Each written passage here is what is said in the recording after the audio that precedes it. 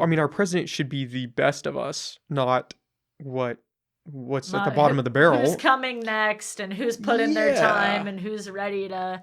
I mean, and that was like, I don't know. That's why I want to say I think it's almost funny, but it's not funny because this is the future of our country. But, you know, after the 2016 election, when it was like, oh, it's Hillary's time, we're going to elect Hillary. And then there was not a lot of people behind her and she lost to elect a candidate like Biden, who is kind of the same. Oh, it's Biden's time. He put in his time. We're behind him. Is just kind of like, okay, cool. Whatever, fine. You think it's ridiculous. You think this is the best that we can put up against Trump? Okay, you know, you gotta rally behind it, but it's, you know, and I think choosing Kamala Harris as a VP was a good call for him. You know, you think that was a good one?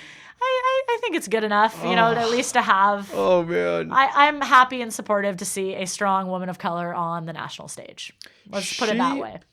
But I know, especially as being from the state of California, that there are a lot of people that have problems with how she was, you know, in the city of San Francisco, attorney general, things like that. But, you know, looking at her Senate record and how she voted and who she's aligned with in the Senate, it's important to look at those kind of things too and know that she's definitely has been on the right side since then and has been an activist and been. She worries me.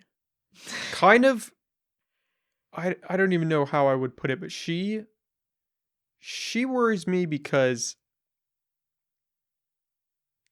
it seems like she's a strong, independent woman, which is great, but I'm worried at the portrayal that she's given, that she has shown that she will go to certain lengths that may be excessive to get where she wants to go. Because she's got. But would you say that yes. if she was a man? Yeah, okay. I feel the same way. Just making sure, because I know a lot of people have flack with her. Because you know, women with drive to get to where they want to go. That's why I wanted to preface it with she's a strong, independent woman, and she knows where she wants to go.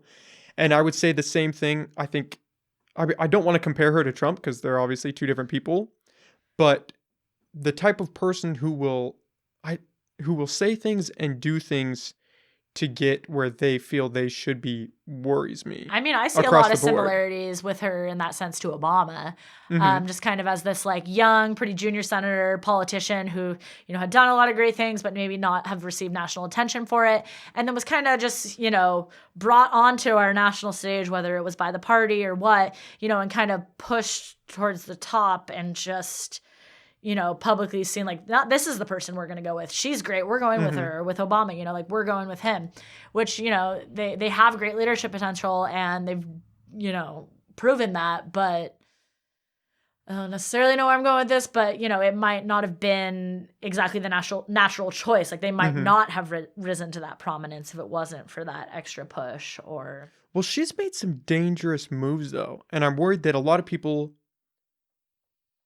I feel like with gender and race now, because there obviously are big issues, that we are putting a lot of weight on, oh, this person should go where we think they should go because of those things. Well, no, we should have a candidate who, it doesn't matter if they're a woman or a man or this race or that race or identify this way. They should be in this position because they're the best person for the job, which I don't think any of them are across the board. But what she did as DA and with holding evidence, and what really put a kind of a sour taste in my mouth was when during the debates she was talking to Biden and stuff and said that, you know, basically said he sexually assaulted these women. But it was a debate. I know. And people say that. No, people definitely say that. She said that. That was my problem. Yeah. Either you believe. And it's all politicking. I mean, but that that's is so what it is. Sad. That's what. I mean, there were choices. There were a couple obvious choices that Biden could have made. She was obviously one of them for VP.